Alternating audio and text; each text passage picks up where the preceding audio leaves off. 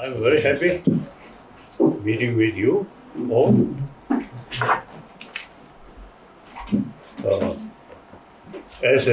Basically, as a human brothers, sisters.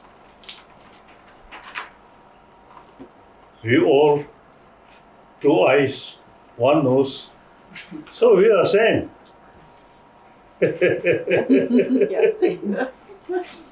Through inner peace. So, one of my commitment is promoting of religious harmony.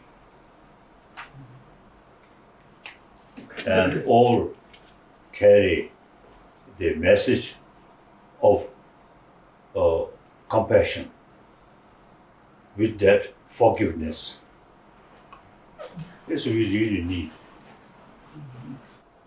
Then third, preservation of our own community.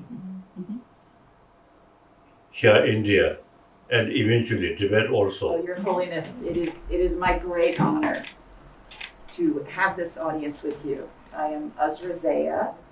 I am President Biden's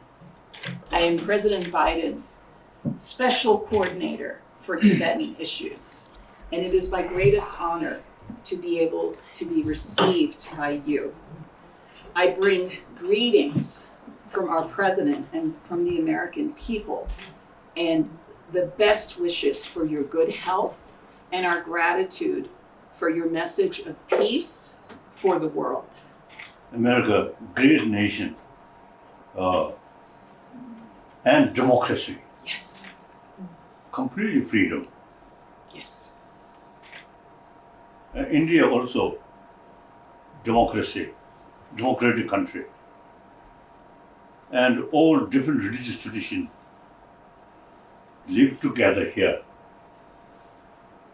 That's why unity, yes, yes. quite clear. Change Tibetan mind completely failed by Chinese communists. Meanwhile, China themselves, without thinking, rapidly changing. Now, socialism, Marxism gone.